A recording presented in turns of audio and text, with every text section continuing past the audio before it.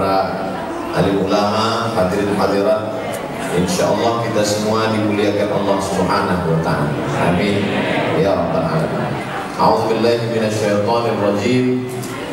La tus'alunna yawma idzin 'anil na'im.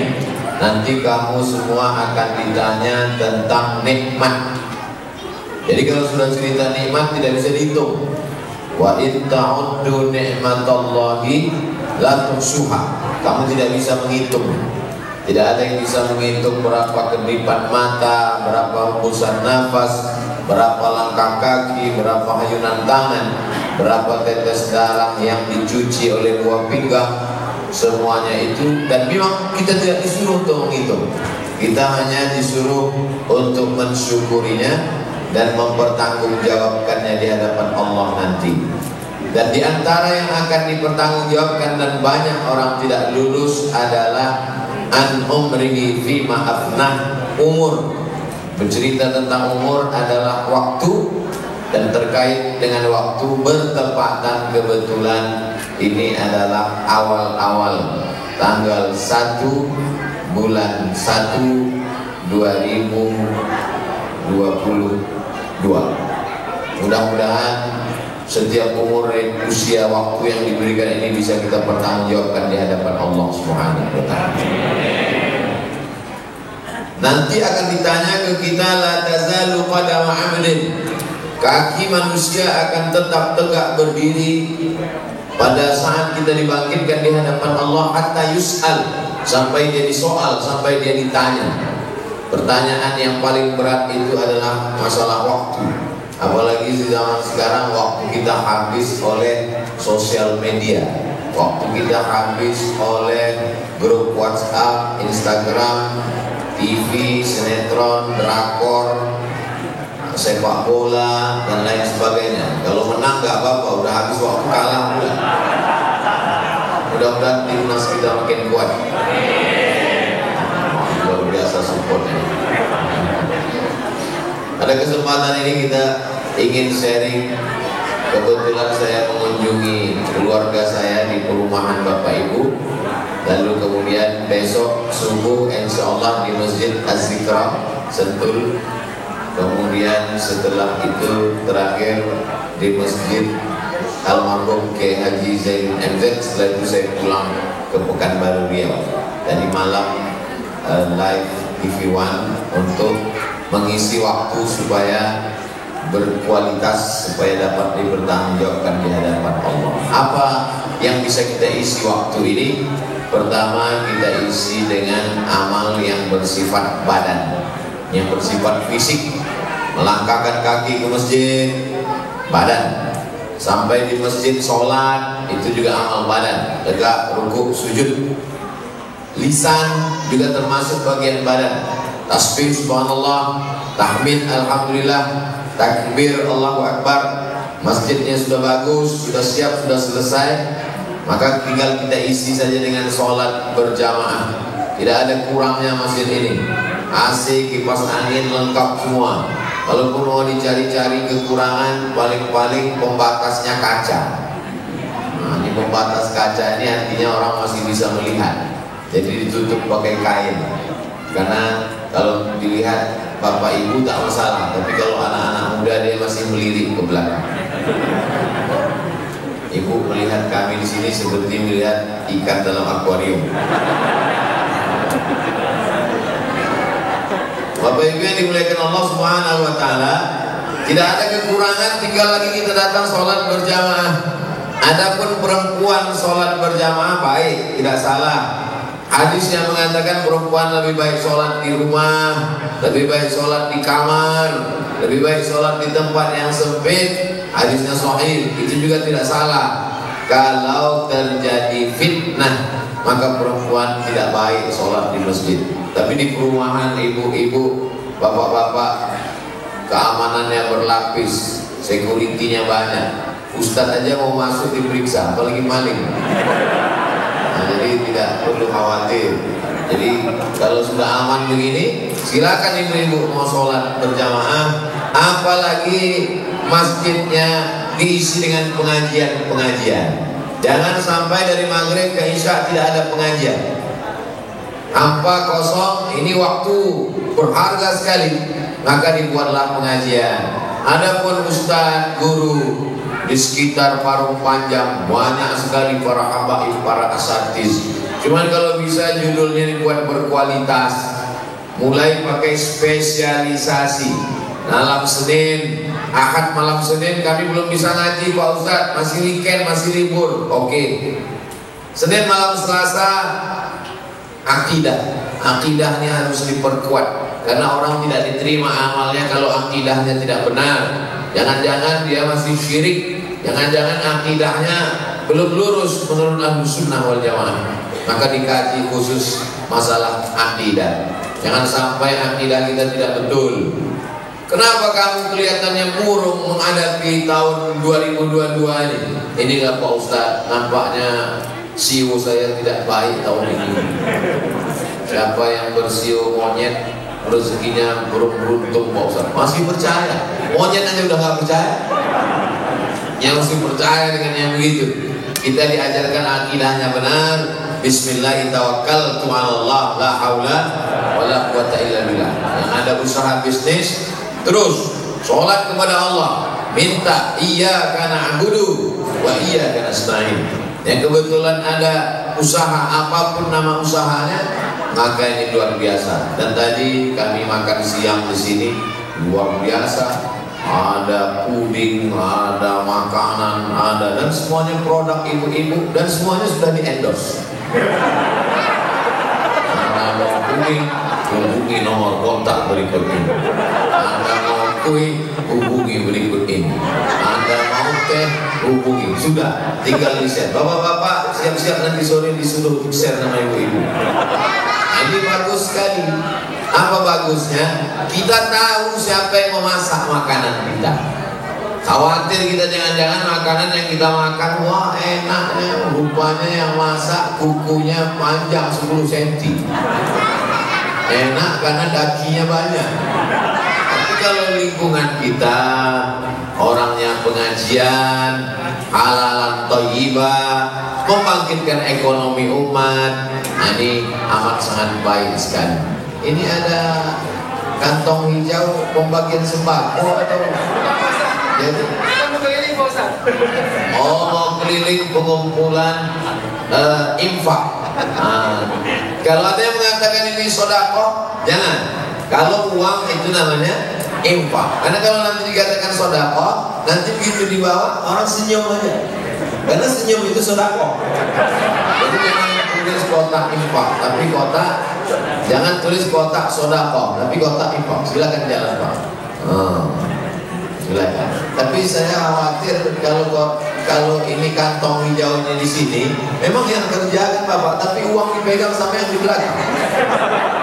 Kantong belakang juga, dua-duanya dapat. Ini amal juga. Kalau yang tadi saya katakan itu amal badan. Lah kakinya ke masjid, amal badan. Tangannya sedekah, amal badan. Adapun kantong ini namanya amal harta. Ini amal harta ini pun juga balasannya luar biasa. Orang yang bersedekah, apa kata malaikat? Allahumma a'ti munfiqan khalafa. Siapa yang bersedekah, berilah dia ganti ya Allah. Bukan doa manusia itu ada dalam Sahih Bukhari. Malaikat yang mendoakan, siapa yang bersedekah, berilah dia ganti ya Allah. Adapun orang yang tidak bersedekah, Allah hadir, Allah kirim juga malaikat. Apa kata malaikat untuk yang tidak bersedekah? Allahumma a'ti mumsikan talafa. Yang tidak bersedekah, berilah dia kebinasaan ya Allah. Jadi yang tidak bersedekah, hati-hati. Mungkin berawal dari mulai sendal hilang sebelah, atau helm mulai hilang. Jangan-jangan saya kena karena saya tak bersedekah. Yang sampai saya, Ustaz itu ceramah aja dia tak ada sedekah. Panitia segan bawa ke sini.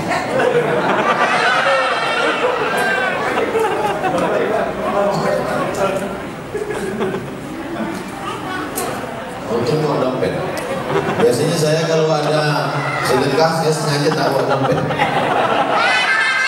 Mudah-mudahan apa yang kita berikan hari ini belum lagi. Masalul ladzina yunfiquna amwalahum fi sabilillah. Perumpamaan orang yang bersedekah di jalan Allah, kamatsali habbah, seperti satu benih, satu biji, ambatan sab'a sanabil, tumbuh 7 cabang, wa fi kulli sunbulatin mi'atu habbah, dalam satu cabang 100. Satu yang kita tanam tadi tumbuh 7 cabang, lalu satu cabang yang ada 100 menjadi 700. Wallahu yudha'ifu liman yasha. Allah melipat gandakan lebih banyak. Wallahu wasi'un alim. Allah akan berikan sesuai dengan kadar luasnya karunia Allah Subhanahu wa taala. Saya sampaikan tausiah ini lebih kurang 30 menit sebagai pengantar dialog. Nanti ada tanya jawab. Jadi saya dulu dikasih tahu Ustaz Somad, kita mau tanya jawab. Ibu bapak tinggal tulis aja di kertas. Yang mau menyampaikan langsung pakai mikrofon boleh juga. Kalau grogi, mana tahu nanti gemetar, tulis aja di kertas. Tapi kalau bisa pertanyaannya yang kira-kira menambah ibadah sama menambah amal. Jangan pertanyaannya yang tidak mempengaruhi ibadah. Contohnya bumi, peta, apa bulan. Pak Ustaz, ini ada yang saya mau tanya. Nabi Adam sama Hawa nikah, Pak Kuanya siapa? Itu nggak usah. Nah, ada hubungannya dengan ibadah. Iman tidak bertambah, kualitas ibadah juga nggak ngaruh. Jadi yang kita bahas itu kira-kira yang meragukan dalam pikiran kita. Inilah yang menjadi masalah Pak Ustaz. Kami kalau Ustaz nggak ada, banyak yang mau kami tanyakan. Begitu Ustaz ada, hilang. Banyak yang ngomong gitu. Itu memang udah kerja setan. SOS, standar operasional setan. Dia membuat kita lupa. Rakaat sholat pun dengan kita lupa. Nama Ustaz pun kita lupa. Siapa yang tahu siapa ini? Ustaz siapa? Tapi kalau nama artis sinetron Korea, ingat kita. India, ingat kita. Padahal aneh-aneh namanya. Tapi Ustaz paling mudah ingat nama saya. Qul huwallahu ahad, Allahu samad. Masya Allah. Amal mata itu melihat Quran. Quran di masjid kita ini bagus sekali, susunannya indah. Lihat dari susunannya nampaknya tak pernah dibaca. Ustaz ini Ustaz. Ini Quran ini disusun bagus karena Ustaz mau datang. Sebetulnya orang kemarin ini susunannya kemarin. Jadi dari maghrib ke isya, manfaatkan satu malam memperbaiki bacaan. Ada yang mengatakan nama memperbaiki bacaan itu tajwid. Jawada yujawwidu tajwidan, memperbaiki bacaan. Jaudah artinya kualitas. Ada yang mengatakan tahsin, hasana yuhassinu tahsinan, diambil dari kata hasan, baik. Dua-duanya baik. Tahsin baik, tajwid juga baik. Jangan kelahi gara-gara itu. Kamu gimana? Saya tahsin, kamu tajwid. Oh, lebih bagus tajwid, lebih bagus tahsin. Terus belum mulai dua-duanya. Nah, ini nggak bagus. Ibu-ibu, tajwid tahsinnya. Kalau perempuan, gurunya perempuan. Kalau laki-laki, gurunya laki-laki. Saya termasuk yang tidak setuju kalau ibu-ibu ngaji tahsin, gurunya laki-laki. Nanti ibu menyebutkan huruf, menimbulkan fitnah. Mim mati ketemu dengan qaf, min, qaf, fa, ta, wa. Nah, itu bisa menimbulkan fitnah. Namanya baik, tahsin, tapi perbuatannya tak baik. Cari guru perempuan. Ustaz sendiri laki-laki, kami pengajiannya perempuan. Kita tidak ada campur laki-laki dan perempuan. Laki-laki di depan, ibu di belakang. Bapak-bapak tidak melihat ibu, karena beliau melihat ke Ustaz. Ibu juga lihat bapak-bapak cuma nampak tengkuknya aja. Tapi Ustaz kan lihat ibu-ibu, nggak terlalu kelihatan. Bapak Ibu yang dimuliakan Allah Subhanahu wa taala. Jadi kita perbaiki bacaan sholat kita. Mungkin hurufnya belum tepat, mungkin idgham, ikhfa, gunnah, qalqalah. Belilah Quran yang ada tafsirnya, ada Qurannya. Kenapa Ustaz tadi pegang masker terus? Ini kan direkam. Nanti ada haters yang komen, Somad ceramah gak pakai masker. Ini masker. Yang namanya setan di mana-mana ada. Di YouTube juga ada, di IG juga ada. Jadi kalau Bapak lihat nanti IG saya komennya macam-macam, itu berarti saya, bukan kata saya. Jamaah yang dimuliakan Allah Subhanahu wa taala, kalau bisa pengajian kita direkam. Siapapun nanti yang ngajar pengajian di sini direkam. Ini masjid apa musola? Masjid. Saya tahu pura-pura nanya. Masa ada mimbarnya enggak masjid? Ada khutbah direkam, dibuat channelnya. Apa nama masjid kita? Darul Falah. Darul artinya rumah, falah kemenangan, rumah kemenangan. Siapa saja yang masuk ke sini kemari pasti menang. Inilah rumah yang akan dicari 2024. Caleg-caleg mau ke sini semua. Karena mereka mau menang semuanya. Hati-hati Pak RT, Pak RW, banyak nanti mereka akan datang kemari mau mencari kemenangan. Dan apalagi kalau mereka tahu saya tausiah di sini, mereka mau minta nomor saya untuk kampanye. Jamaah yang dimuliakan Allah Subhanahu wa taala, maka selalu kita dipanggil dalam azan, hayya 'alal falah.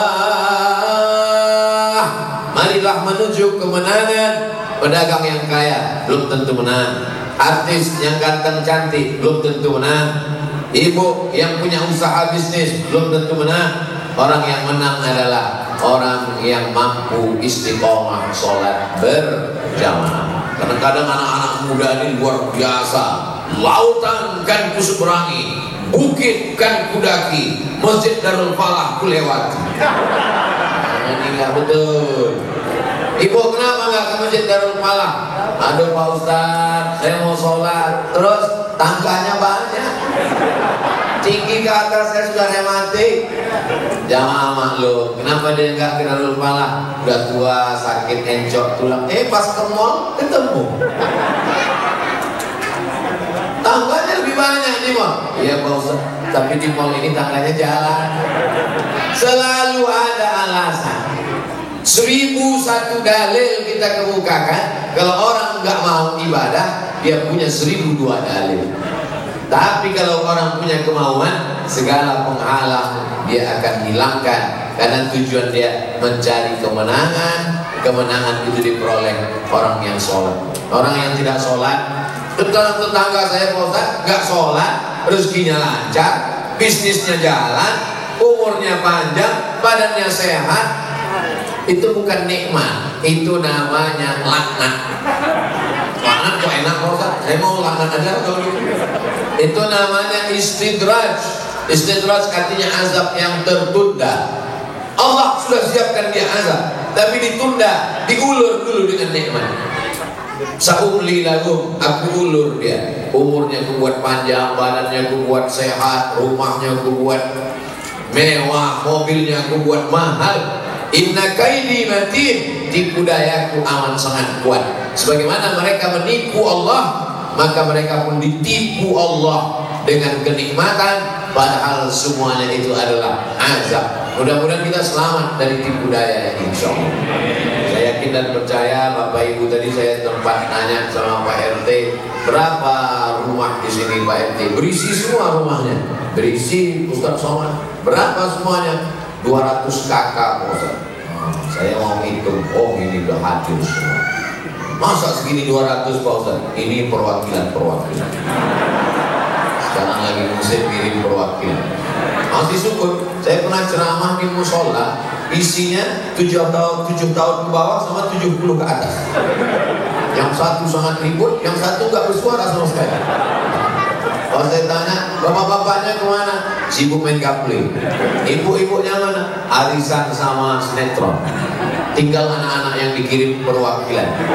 Nanti pulang cerita sama orang tuanya. Tadi Ustadz bicara sama, apa katanya? Orang tua yang gak ke masjid masuk neraka.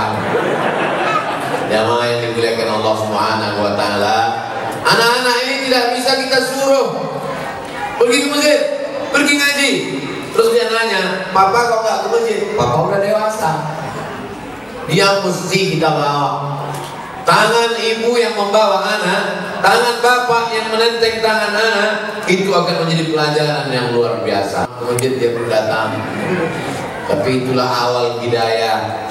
Ini lebih baik daripada dunia dan seisinya. Ibu tidak ustazah, bapak tidak ustaz, profesor, doktor, bukan kiai, bukan guru agama. tapi mengajar anak Al-Fatihah.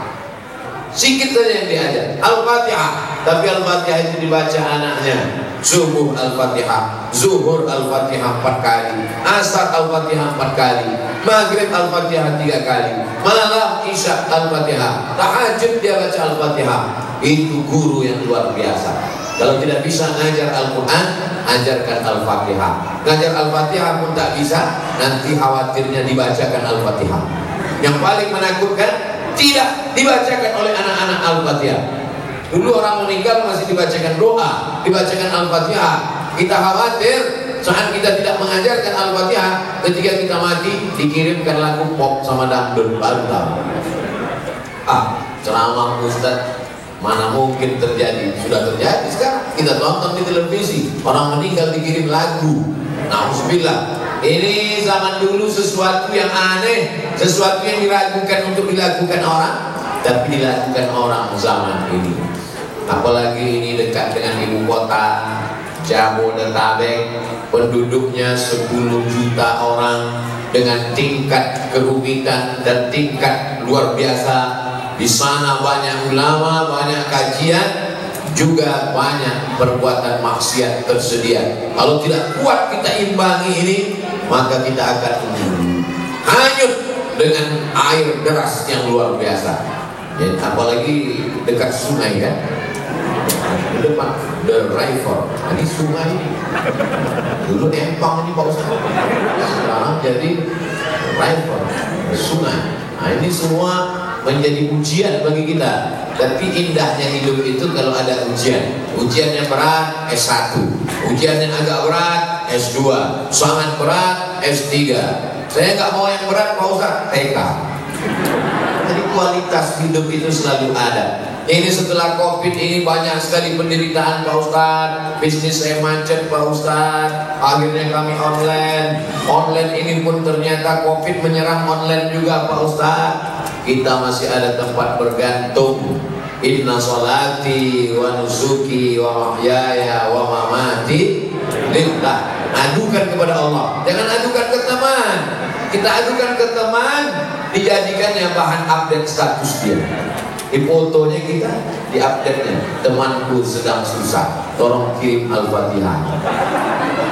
Jamaah yang dimuliakan Allah Subhanahu wa taala, pada kesempatan yang baik, bertemu dengan orang baik, berada di tempat yang baik, mari kita tingkatkan kualitas. Makana yaumu khairun min amsi. Siapa yang hari ini lebih baik daripada hari kemarin, bahwa rabih, itu orang beruntung. Makana yaumu mithla amsi. Siapa yang hari ini sama saja seperti hari kemarin, fahuwa khasir, dia rugi. Kalau kemarin baik, hari ini baik, masih rugi. Makana yaumu syarrun min amsi. Siapa yang hari ini lebih jelek daripada hari kemarin. Tahun yang lalu, alhamdulillah Pak Ustaz, suami saya sholatnya 5 waktu. Sekarang Idul Fitri sama Idul Adha itu pun cuma mau ngambil daging kurban. Na'udzubillah. Makana yaumu syarrun min amsi. Siapa yang hari ini lebih jelek daripada hari kemarin, fahuwa mal'un, jadi laknat oleh Allah Subhanahu wa taala. Laknat artinya ba'idun 'anir rahmah, jauh dari rahmat Allah Subhanahu wa taala. Di antara ibu-ibu mesti ada watawasau bil haq, watawasau bis sabr, saling nasihat menasihati. Antara yang jilbab pendek dengan yang jilbab panjang, saling menasihati, jangan kelahi. Karena kalau yang jilbab pendek ngejek jilbab panjang, yang jilbab panjang ngejek yang jilbab pendek, yang ketawa yang nggak pakai celana. Saling menasihati, watawasau bil haq, watawasau bis sabr. Ibu-ibu mesti buat pengajian khusus habis asar, hari Jumat. Kenapa pilih habis asar? Waktunya kosong luang. Kalau habis maghrib mungkin suaminya baru pulang. Kalau habis subuh mungkin mau masak sarapan kerja, anak mau pergi sekolah. Dibuat habis asar, hari Jumat waktu mustajab berdoa. Untuk pengajian di masjid tentang tata cara berwudu, tentang tata cara membasuh baju suami, jangan sampai masuk di dalam mesin cuci baju koko suaminya, kain sarungnya, mukenanya, tapi di situ ada juga celana anaknya yang habis kena air kencing najis. Mohon maaf, hanya tinggal dimasukkan lalu disiram air, lalu dihidupkan mesin cuci, setelah itu langsung dijemur, tidak dibilas, tidak dicuci dengan air yang suci mensucikan. Najis, sarungnya dipakai sholat tidak diterima karena bernajis, baju kokonya dipakai ke masjid tidak diterima. Tadi kamu cuci ini, iya, tidak dibilas, enggak, kenapa tidak dibilas? Ya tertulis di situ sekali kucek tanpa bilas. Kita korban iklan, padahal ini adalah mesti dicuci dengan air yang mensucikan, disiram. Nah, ini nampaknya sepele, tapi bagi seorang perempuan yang mesti tahu. Saya nggak nyuci sendiri Pak Ustaz, saya punya pembantu, saudara kita.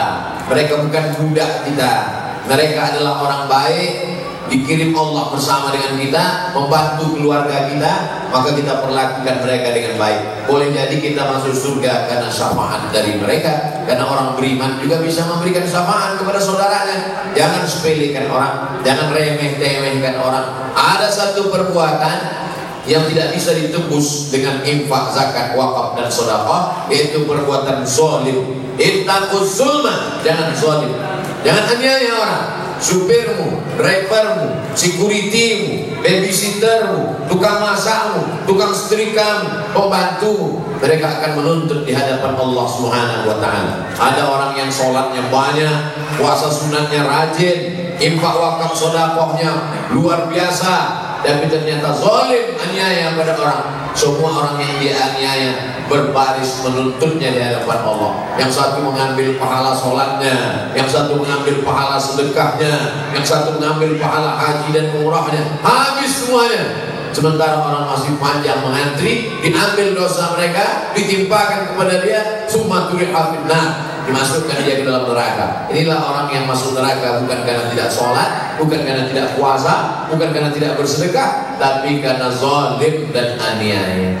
Makanya saya selalu kalau menyampaikan tausiah, saya takut jamaah tersinggung perasaannya. Lalu saya katakan, kalau ada kata-kata saya bertentangan dengan hati jamaah, menyinggung perasaan jamaah, maukah jamaah memaafkan saya? Mau, lebih baik minta maaf di dunia daripada minta maaf di akhirat. Karena mencari orang sulitnya luar biasa, mencari bapak ibu nanti di akhirat payah. Maka kita cari di dunia. Nabi saja minta maaf. Nabi naik ke atas mimbar, apa kata Nabi? Man kuntu jalan lahu zuhran fa hadza zuhri. Siapa yang pundaknya pernah aku cambuk, aku sakiti, silakan balas, ini pundakku. Man kuntu syatamtu lahu irdan fa hadza irdi. Siapa yang pernah aku sakiti hati perasaannya, ini harga diriku, silakan balas. Siapa yang pernah aku pinjam hutang piutang, aku pakai uangnya, maka tuntutlah kepadanya. Sahabat Nabi pun meminta, Nabi membayar. Innalaka alayya thalatha darahim, kau ada utang 3 dirham ya Rasulullah. Kata Nabi, idfa ya fadal, wahai fadal, tolong bayarkan. Nampaknya sepele, tapi kita akan memikul kecurangan kita pada hari kiamat. Akan kita bawa. Wa may yaghlul, siapa yang curang, tipu, bohong, dusta, pinjam tidak kembali.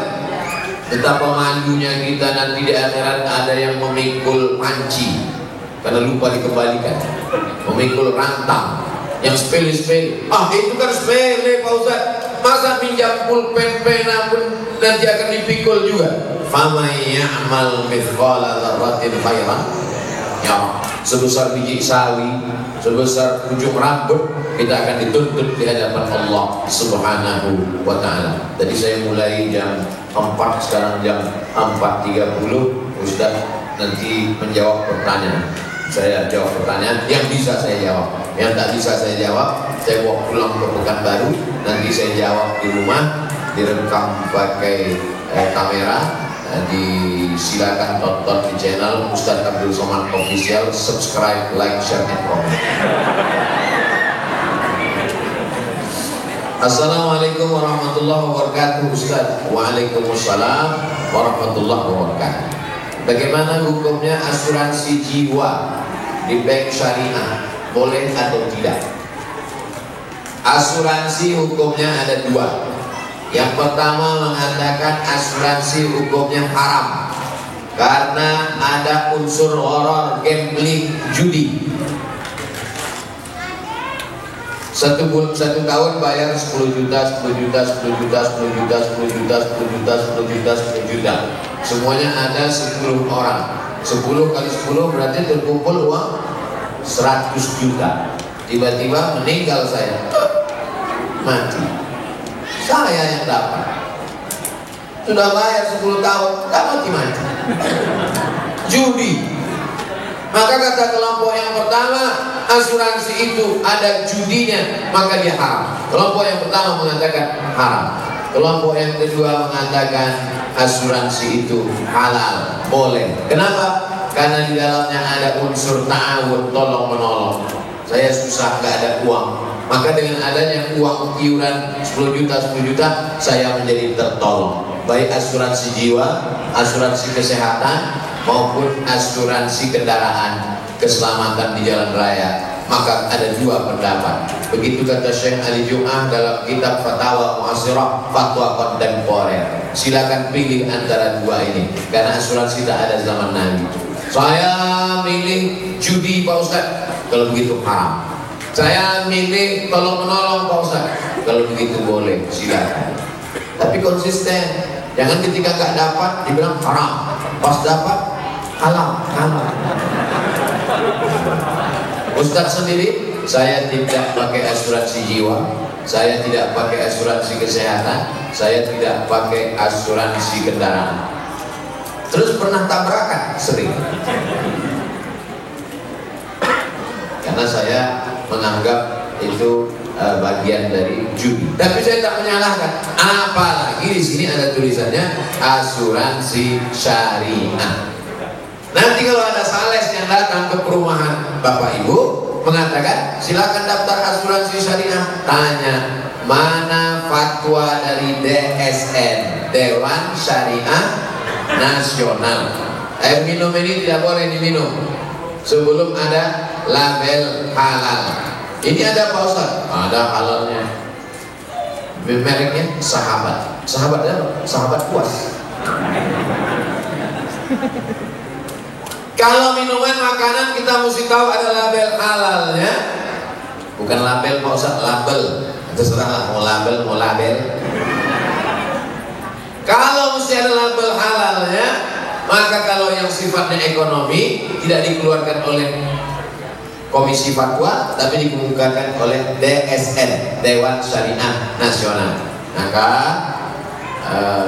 Bank Syariah mengeluarkan asuransi jiwa, maka silakan boleh lanjutkan karena mereka mengambil fatwa yang nomor 2. Begitu juga dengan BPJS, itu asuransi kesehatan. Sebetulnya uang digabung, uang digabung. Ada yang sakit, yang satu sudah bayar. Kamu BPJS sudah berapa tahun daftar? Sudah 2 tahun bos, gak pernah sakit, sehat terus. Berarti uangmu gak pernah kamu pakai. Inilah rencana mau sakit nih bos.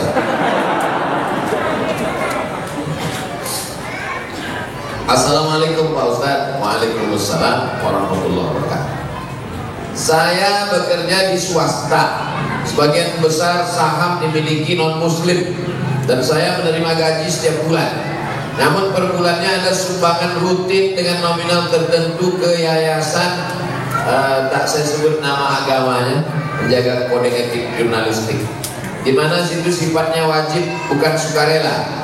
Apakah kami nanti tidak mengatakan asuransi hukumnya haram karena ada unsur horor, gambling, judi?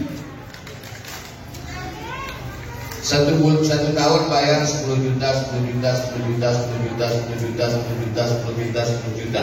Semuanya ada 10 orang. 10 kali 10 berarti terkumpul uang 100 juta. Tiba-tiba meninggal saya, mati. Saya yang dapat. Sudah bayar 10 tahun, tak mati-mati. Judi.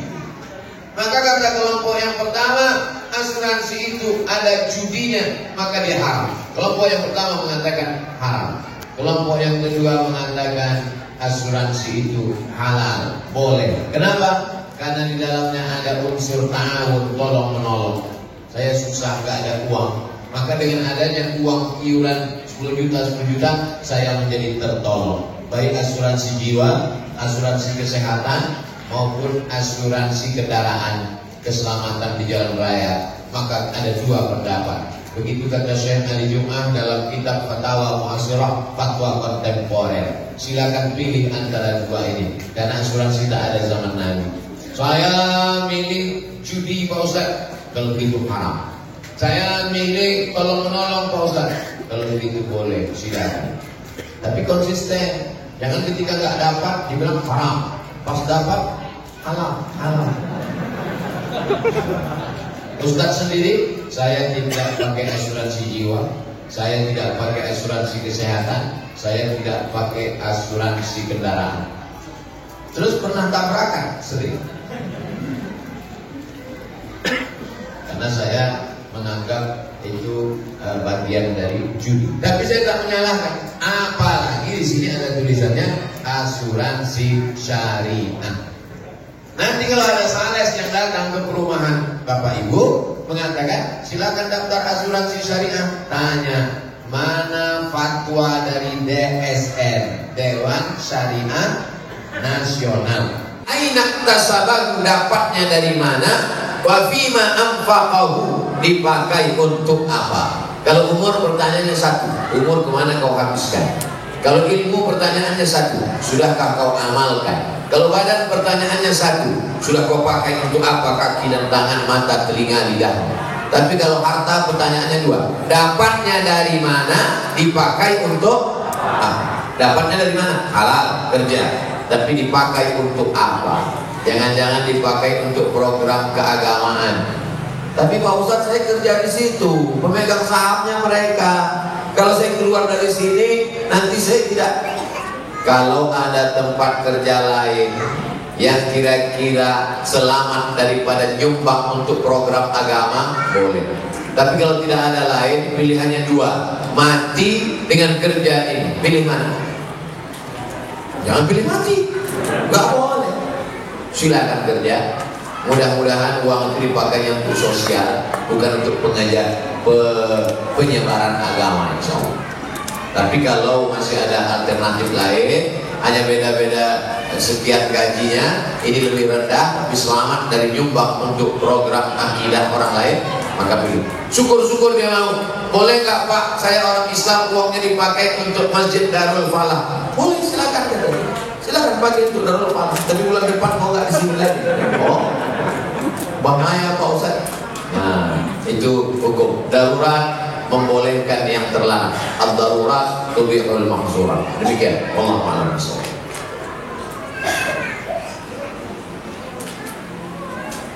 Assalamualaikum Ustaz Somad. Waalaikumsalam warahmatullahi wabarakatuh. Kalau punya hutang sholat bertahun-tahun, bisa nggak dibayar ketika sholat rawatib? Tidak. Satu, dan tidak boleh mengerjakan sholat sunat. Pertanyaannya dua, bercabang juga. Dulu akil baliknya umur 10 tahun. Umur 10 tahun akil balik, mulai wajib sholat. Lalu dia tidak sholat, dia belum hijrah, nggak ngaji. Lalu kemudian sekarang baru dia sholat. Saya baru sholat Pak Ustaz. Kapan? Subuh tadi. Umur berapa sekarang? 40. Berarti 30 tahun tidak sholat. Maka sholat-sholat yang lama selama 30 tahun itu dia qadha. Qadha artinya ganti. Qadha bukan tempat cuci tangan, itu qadha. Di qadha yang lalu-lalu di qadha. Sekarang teknis mengqadhanya bagaimana? Selesai satu sholat langsung qadha. Habis maghrib nanti langsung qadha. Maghrib yang pertama dengan imam itu namanya ada. Usolli fardhu maghribi salatsa raka'atin adaan. Setelah maghrib dia qadha. Usolli fardhu maghribi salatsa raka'atin qadaan. Salat. Habis isya juga dia qadha. Berapa lama? Selama sholat itu dia tinggal 30 tahun Pak Ustaz. Dia qadha 2022, lunas 2052. Kalau tinggal 2040, alhamdulillah bonus. Pemutih. Saya nggak percaya nih sama Ustaz Somad ini. Mana dalil qadha? Dalil qadha tulis aja di Google yang nulis tentang qadha kawan saya, sahabat saya. Buat sholat qadha Ustadz Sarwan. Ustadz Sarwan, beliau punya rumah fikih. Qadha sholat yang terlewat Ustadz Ahmad Sarwan LCMA, www.rumahfikih.com. 4 mazhab mewajibkan qadha. Tapi jangan gara-gara ini besok bapak cuti 1 bulan mengqadha 3 tahun. Teknis qadha sama seperti sholat biasa. Habis sholat subuh dengan imam 2 rakaat, habis itu qadha. Tapi jangan di masjid, di rumah, karena tidak ada ba'diyah subuh. Khawatirnya kalau dibuat di Darul Falah, selesai sholat jamaah berbisik, aliran sesat. Oke, setelah jelas tentang qadha, habis selesai qadha, apakah boleh ba'diyah? Boleh.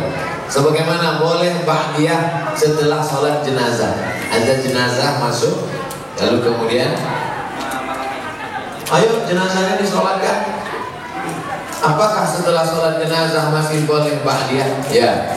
Kenapa lebih didahulukan sholat jenazah? Karena ba'diyah waktunya panjang, sedangkan sholat jenazah lebih cepat, lebih baik. Jadi kalau ada orang meninggal pagi, jangan sampai besok pagi baru dikebumikan. Paling bagus hari itu juga. Boleh orang dimakamkan malam? Boleh. Kamu tidak mau? Saya tinggalkan. Perempuannya tidak kerja, tidak ada duit, takut, akhirnya murtad. Pemurtadan dengan cara nikah, pura-pura masuk Islam, robak KTP, habis itu punya anak 1 murtad. Gak terhitung jumlah. Makanya anak-anak ibu kalau pacaran, lihat dulu agamanya. Jangan karena mobilnya lalu dinikahkan. Jangan karena pekerjaannya, karena PNS-nya, karena jabatannya. Rugi. Allah selamatkan. Tidak apa-apa kejam-kejam, marah-marah sedikit, lebih baik daripada nanti menangis di akhir masa. Kakek-kakek, nenek-nenek umur 70 tahun datang ke kantor Basnas. Waktu itu saya dewan sosialisasi Basnas. Ustaz Somad gak usah ikut rapat. Kenapa Pak Ketua? Ustaz itu ada mau orang konsultasi. Ada apa Pak? Anak saya perempuan nikah dengan orang muslim, dia mau alaf masuk Islam. Setelah anak 3 dia murtad. Sekarang 5 keluarga saya murtad Pak Ustaz. Anak saya, mantu saya, cucu saya 3. Saya waktu itu ragu mau ngasih tahu tegas, siapa yang murtad? Saya takut saya gitu dua-duanya meninggal. Saya bilang bapak pulang aja ke rumah, makan enak, banyak-banyak zikir, banyak-banyak doa, mudah-mudahan Allah balikkan hatinya. Sudah tak tertolong lagi, bagaimana caranya? Ini berawal dari kenapa bisa anak nikah dengan orang tidak seakidah. Gara-gara nonton sinetron, gara-gara nonton artis infotainment. Beda agama nggak apa-apa, dalam Islam tidak bisa. Dalam Islam yang pertama kali dilihat adalah agamanya. Tunkahul mar'atu li arba', perempuan dinikahi karena 4. Limaliha karena hartanya, wali hasabiha karena keturunannya, wali jamaliha karena kecantikannya. Tapi pandang yang keempat, fasfar bidzatid din, lihat agama. Tadi bahasa edaka, kau akan selamat. Kalau mau mencari menantu laki-laki, tidak ada aku mantardawna dinahu. Kalau ada orang yang meminang anakmu, maka yang pertama kau lihat din, agamanya, wa khuluquhu, akhlaknya. Ini mentang-mentang ada orang minang anak, begitu dibuka korden dilihat mantu mobil baru, oh ini dia sesuai dengan istikharah kita di mana, istikharah cinta. Oh inilah calon mantu kita. Padahal suaminya udah ngasih tahu kocok susu bu, inilah dia. Ternyata setelah dinikahi seminggu murtad dia, dunia tak dapat, akhirat tak dapat, menangis anak pulang meleleh air mata. Mama, kenapa? Mobilnya kredit. Dunia tak dapat, akhirat melayang. Nauzubillah. Mesti tanya-tanya, mesti resek, mesti cerewet demi keselamatan anak. Yang sudah terjadi apa boleh buat? Nasi sudah jadi tai ayam. Orang sudah murtad, ibu cerita bubur jual.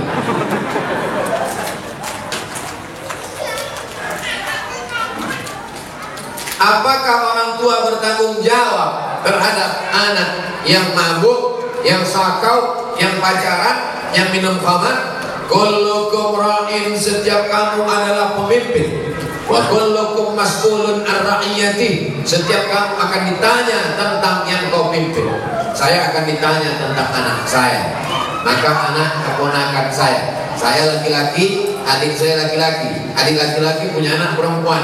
Kalau dia meninggal, adik saya yang menjadi walinya, maka adik keponakan perempuan saya wajib masuk pesantren. Karena kalau bapak mau meninggal, aku wali. Saya qadanya tetap sholat sunat doa, tetap sholat sunat tahajud, tetap sholat sunat qabliyah dan ba'diyah. Jangan nanti kamu gak sholat sunat, saya masih banyak utang. Nah, tetap sholat. Assalamualaikum warahmatullahi wabarakatuh, Ustaz. Waalaikumsalam warahmatullahi wabarakatuh. Apabila orang tua kita melakukan kesalahan, bagaimana cara kita menasehatinya? Orang tua tidak bisa dinasehati, karena orang tua tidak pernah melihat kita sebagai orang besar. Di mata orang tua, kita tetaplah anak kecil yang baru pandai berjalan. Jadi kalau kita ceramahi orang tua, dia bukan dengar, dia melihat kita sebagai lucu. Aku lucu melihat ente, anak kecil kok pandai ngomong. Jadi kalau kita mau ngasih tahu orang tua, pakai lidah orang lain. Kalau di tengah keluarga ada orang yang lebih tua yang dia hormati, melalui lidah dia. Kalau dia punya ada ustadz yang dia dengar, kiai. Kalau dia hormat kepada Habib, pakai lisan, pinjam. Ustadz Somad, ya, ibu saya senang dengan ceramah ustadz, tapi dia masih suka ceritakan aib orang. Kira-kira kalau ustadznya ngomong nanti dia dengar, kalau saya ngomong dia marah. Ustadz mau nggak nanti di masjid judul ceramahnya sampaikan bahaya bicara aib orang lain? Oh, bahaya bicara aib orang lain. Selesai pengajian, datang ibu. Ustadz tadi dibisiki anak saya. Saya termasuk ustadz yang ceramahnya nggak bisa dipesan. Saya menyampaikan apa yang saya mau. Saya tidak mau nyindir-nyindir orang melalui pengajian. Jadi kalau ada orang tuanya tidak sholat, jumpakan saya. Jumpa, Pak, Bapak sudah tua. Nanti Bapak kalau mati tempat Bapak neraka jahanam. Bukan tempat sholat. Saya kalau diundang ke kantor, dipesan, Ustaz ceramah tolong jangan singgung-singgung masalah jilbab, karena istri kepala dinas belum berjilbab. Saya bahas itu. Yang tidak pakai jilbab, neraka jahanam tempat. Makanya banyak tempat ceramah wal awwal wal akhir, itu yang pertama dan terakhir. Saya tak pandai nyindir-nyindir orang melalui ceramah. Saya mau ngomongnya langsung to the point. Jadi pakai orang lain, karena orang tua tidak pernah menganggap kita besar dalam pandangan dia. Kadang anak-anak muda ini kalau udah ikut pengajian, pulang-pulang mau menceramahi orang tua. Pulang ceramah, pengajian, panggil orang tua. Papa sini, mau, ya ayyuhalladzina amanu. Oh nggak bisa gitu. Dia lebih banyak makan asam garam dari kita. Karena banyak makan asam garam, itulah maka darah tinggi yang kuat. Assalamualaikum Ustaz. Waalaikumsalam. Bagaimana sikap kepada saudara yang murtad? La yahillu damu mri'in muslim illa bi ihda salat. 3 hal darah orang muslim ditumpahkan kecuali dia melakukan 3. Siapa yang melakukan 3 maka boleh dipancung kepalanya, mati. Yang pertama, an-nafsu bin nafsi, pembunuh. An-nafsu bin nafsi, membunuh. Dalam Islam pembunuh tidak dihukum penjara, tapi hukum pancung. Yang kedua, az-zayyibuz zani, sudah menikah, punya istri, punya suami tapi berzina, maka juga dihukum mati. Ditanam setengah badannya, dilempar batu bagaimana? Sampai mati. Yang ketiga, at-tariqu lidinihi al-mufariqu lil jamaah, orang yang murtad meninggalkan agama Islam maka dianggap pengkhianat, maka dia dihukum mati, hukum pancung menurut hukum Islam. Tapi kita tidak pakai hukum itu, kita pakai hukum konvensional. Apalagi liberal sekuler bebas, orang gonta-ganti agama seperti ganti sendal, seperti ganti baju. Pakai baju ini tipis kedinginan, pakai baju tebal. Pakai baju tebal kepanasan, pakai baju tipis. Enak saja. Bahkan di podcast orang murtad enak aja ngomong, seenaknya menghina agama, tak bisa ditegakkan. Jadi bagaimana sikap kita sebagai keluarga? Jangan putuskan, karena kalau putus dia semakin nyasar, semakin jauh. Kalau masih ada nomor handphonenya, tetap tiap hari kau mesti balik kepada Islam. Wa may yartadda minkum an dinihi, siapa yang murtad dari agama Allah, maka dipancung kepalanya. Lalu kemudian mesti dikasih tahu, kau nanti kalau mati tidak diterima Allah. Wa may yabtaghi ghairal islami dina, siapa yang mencari agama selain Islam, falan yuqbala minhu, maka dia tidak akan diterima Allah. Wa huwa fil akhirati minal khasirin, di akhirat termasuk orang rugi yang masuk neraka, khalidina fiha abada, kekal selamanya. Jangan pernah berhenti mengajak dia untuk balik ke agama Islam sampai akhirnya dia mati. Dua kemungkinan, kita capek lalu dia mati, atau kita lelah, kita mati juga. Yang penting kita sudah melaksanakan amar ma'ruf nahi munkar. Adapun berbaik-baik menganggap ini bukan masalah, maka kita sudah melakukan setuju dengan perbuatan mungkar. Man ra'a minkum munkaran, siapa yang melihat perbuatan mungkar, falyughayyir biyadihi, rubah dengan tangan. Fa illam yastati', kalau tak sanggup dengan tangan, fa bilisani, dengan lidah. Kalau tidak sanggup dengan lidah, dengan hati. Jangan diam.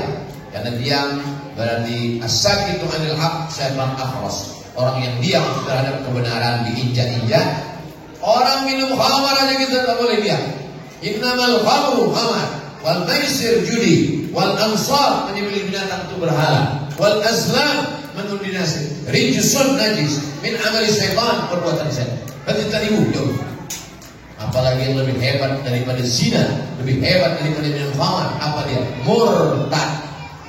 Nauzubillah. Mudah-mudahan Allah selamatkan keluarga, tetangga, anak cucu kita dari murtad. Keren. Karena kalau bapak mau meninggal, aku wali. Aku yang menikahkan, aku tanggung jawab di hadapan Allah Subhanahu wa taala. Bapak laki-laki punya saudara kandung laki-laki, punya anak perempuan, maka kalau meninggal bapaknya, bapak akan menjadi walinya. Maka kita bertanggung jawab di hadapan Allah. Anak keponakan saya wajib masuk pesantren karena saya tak sanggup mendidik mereka.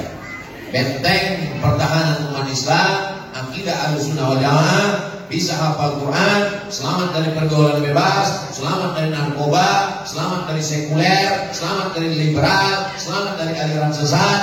Pesantren, masukkan anak pesantren. Yang sudah memasukkan, alhamdulillah. Yang belum memasukkan, insya Allah. Sudah dikasih tahu gak juga mau memasukkan, innalillah. Kalau sudah dimasukkan ke pesantren, sudah dididik, tetap juga dia buat dosa, kita tidak tanggung jawab. Wala taziru waziratu wizra ukhra. Orang tidak menanggung dosa orang lain, tapi kita sampai mati tetap amar ma'ruf nahi munkar. Jangan diam. Bu, anaknya saya bawa nonton ya. Jangan. Sebentar aja bu, ke warung panjang nanti saya berikan mie ayam sama bakso. Betapa murahnya harga anak. Padahal kau mengandungnya 9 bulan 10 hari. Di warung panjang ngandung masih 9 bulan 10 hari. Di tempat lain ada yang 3 bulan lain. Menyusukan yang 2 tahun. Mereka nyawa melahirkannya. Kenapa dibiarkan sia-sia? Kita akan diminta tanggung jawab di hadapan Allah. Tapi jangan gara-gara ini lalu takut punya anak. Silakan punya anak, karena anak bisa menolong. Rabbi habli minas sholihin. Itu pertanyaan. Habis. Itu apa?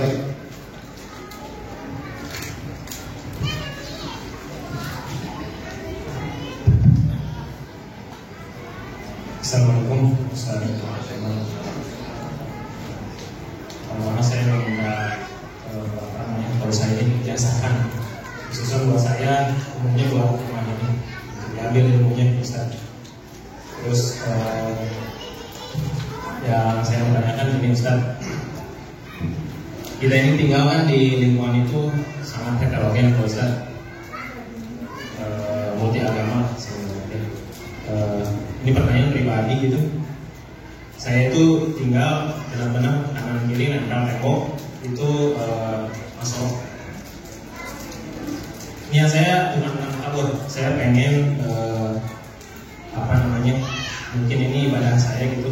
Saya pengen melihatkan adab sama akhlak orang muslim itu seperti ini. Gitu. Jadi biar tidak termakan. Ya sekarang mungkin praktis ya.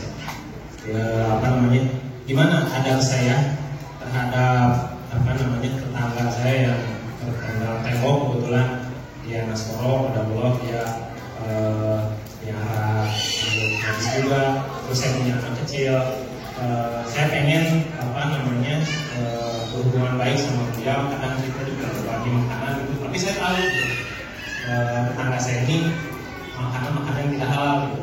Gimana cara adab saya, Ustaz?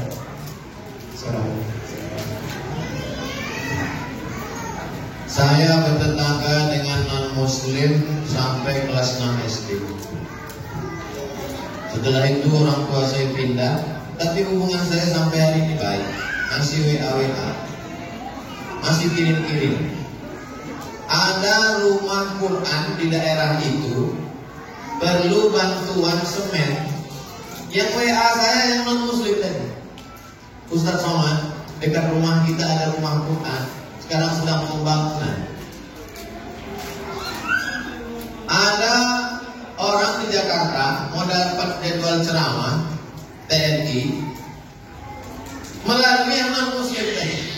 Jadi hubungan kami tetap baik dalam hubungan sosial, tapi dalam hubungan akidah. Wala ana abidu ma'asatum wala antum abiduna ma'abud lakum dinukum. Dulu kalau hari raya dia kirim kami makanan, tapi dia tahu kita tidak makan makanan dia kasih kuenya kue kotak, kue bungkus pabrik halal, minuman kaleng. Kita saling menjaga. Sebetulnya yang merusak ini provokator. Medsos ini luar biasa fitnah. Adapun bertetangga menjaga adab, justru dia masuk Islam karena adab itu. Ada seorang imam namanya Imam Al-Hasan Al-Basri, meninggal tahun 110 Hijrah, punya tetangga non-muslim. Rumah tetangganya di atas bukit, dia di bawah. Lalu kemudian suatu ketika Imam Hasan Al-Basri sakit, tetangga yang non-muslim masuk menjenguk ke ruang tamu. Hasan Basri mana? Dia di kamar. Tetangganya masuk ke kamar. Sampai di kamar, di pojok rumah ada ember. Tetangganya nanya, itu air apa Hasan Basri? Itu air dari atas. Kalau nggak salah itu pojok kamarku pas WC saya. Sudah berapa lama kamu nampung air ini? Isrun sana, 20 tahun. Agama apa yang mengajarkanmu selembut ini Hasan Al-Basri? Saksikanlah wahai Hasan Al-Basri. Asyhadu an la ilaha illallah wa asyhadu anna Muhammadar Rasulullah. Kisah ini ada dalam kitab Gharaib wa Taraib, ditulis oleh Syekh Abu Muhammad Al-Muslim. Sa'ah wa sa'ah, Gharaib wa Taraib. Kejadian unik dalam sejarah Islam. Masuk Islam bukan karena dia ada. Masuk Islam, kalau tak masuk Islam neraka jahanam. Masuk Islam karena tersentuh hatinya. Orang kalau sudah kau sentuh tempat di hatinya, dia akan jadi milikmu untuk selamanya. So sweet. 20 tahun menahankan itu, buahnya ada tetangga masuk Islam. Kita kadang dia baru salah parkir sekali sudah keluar kebun binatang dari mulut. Dia punya anjing, lebih galak pula mulut kita dari anjingnya lagi. Adapun dia punya anjing, kita usahakan bagaimana caranya, apa pantang yang membuat kira-kira anjing tidak masuk ke halaman kita. Karena kalau sampai air liurnya basah, kalau kering sama kering tak apa, tapi kalau sampai basah sama kering maka mesti dibasuh 7 kali. Kalau sampai anjing itu mengeluarkan air liur di halaman, lalu kemudian halamannya itu anak kita jalan, kena kakinya, mesti kita siram kaki anak kita itu 7 kali dengan air, salah satunya dengan air yang dibasuh kanan. Kalau di sini ada tetangga punya anjing, sementara kita tidak punya pagar, mesti izin ke developer atau ke lingkungan, mesti bawa pagar. Karena kalau tidak anjingnya akan masuk. Atau dibuatkan aturan, tapi yang melihara anjing mesti di dalam rumah dia. 2 kemungkinan, anjing itu mesti di rumah dia atau rumah kita berpagar. Karena kalau tidak mau, tak mau, anjing masuk. Karena anjing tidak bisa baca. Kalau kita anjing dilarang masuk. Kita mesti menjaga ini hidup bertetangga, karena kalau tidak ini akan merusak tatanan sosial kita. Mudah-mudahan akhlak kita membukakan pintu hidayah untuk mereka. Ayyadi Allahu bika rajulan wahidan. Satu orang dapat hidayah karena engkau, khairun min humurin na'am, lebih baik daripada kau memiliki dunia yang beserta isinya. Tentang ijazah, ajaztukum jami'a marwiyati wa muallafati wa muhadarati Aku ijazahkan semua kajian-kajian, riwayat-riwayat hadis dan zikir, semua ceramah-ceramah yang buku-buku yang sudah disampaikan selama ini kepada seluruh jamaah Masjid Darul Falah yang hadir pada saat ini. Asal tamana fid dharaini, mudah-mudahan bermanfaat untuk kita dunia akhirat. Amin ya rabbal alamin. Baik, terakhir. Datang seorang laki-laki menjumpai Nabi Muhammad SAW. Ya Rasulullah, izinkan aku perang jihad fisabilillah, aku mau mati syahid.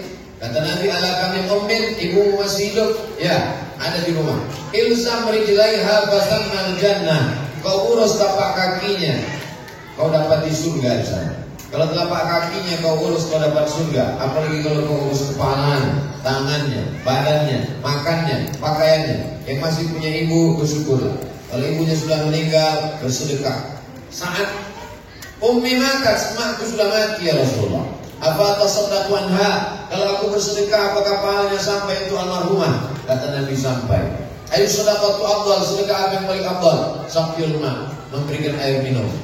Bapak ibu yang sanggup belikan air minum kotak, sedekahkan untuk pengajian.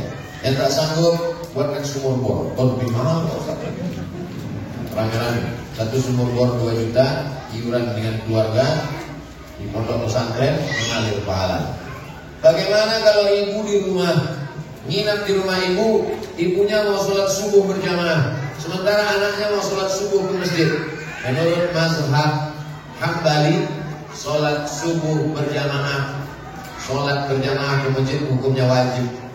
Berbakti kepada orang tua juga wajib. Kalau ketemu dua yang wajib, bagaimana? Lihat, di rumah itu ada tak orang lain. Kalau di rumah itu anaknya 10, perempuan 9, 1 laki-laki, maka dia tetap pergi ke masjid. Maka nanti setelah pulang ke masjid, dia tetap berbakti kepada ibu. Tapi kalau dia anak tunggal satu-satu, tak ada pembantu dan siapapun juga dalam rumah itu. Kalau dia pergi, dikhawatirkan terjadi sesuatu. Maka yang wajib ini lebih dikedepankan daripada dia pergi ke masjid. Menurut mazhab Syafi'i, sholat berjamaah ke masjid fardu kifayah. Menurut mazhab Maliki, sholat ke masjid adalah sunnah muakkad. Andai bertemu dua yang wajib, maka dilihat mana yang lebih kuat di antara keduanya. Kalau anak tunggal sendirian, tak ada orang lain yang menjaga, maka wajib kau bersama ibu, karena dikhawatirkan akan terjadi sesuatu. Sedangkan di masjid sholat berjamaah tetap ada imam dan makmum, sehingga sholat tetap terlaksana. Kalau sampai masjid Darul Falah ini kosong, tidak ada orang sholat berjamaah, satu perumahan ini istahwadat alaihimus syayatin, satu perumahan ini diganggu setan. RT-nya kesetanan, RW-nya kesetanan, masyarakatnya kesetanan. Insya Allah kita sholat berjamaah di masjid. Amin. Untuk segala kebaikan, mudah-mudahan kita semuanya istiqomah, menjadi lebih baik daripada sebelumnya. Yang sakit-sakit diangkat penyakitnya, yang menjadi utang ditolong lepas dari riba, anak yang menjadi anak yang soleh dan solehah, keluarganya sakinah mawaddah warahmah. Al-Fatihah. A'udzubillahi minasyaitonir rajim. Bismillahirrahmanirrahim. Alhamdulillahirabbil alamin. Arrahmanir rahim. Maliki yaumiddin. Iyyaka na'budu wa iyyaka nasta'in. Ihdinas siratal mustaqim. Shiratal ladzina an'amta 'alaihim ghairil maghdubi 'alaihim waladdallin.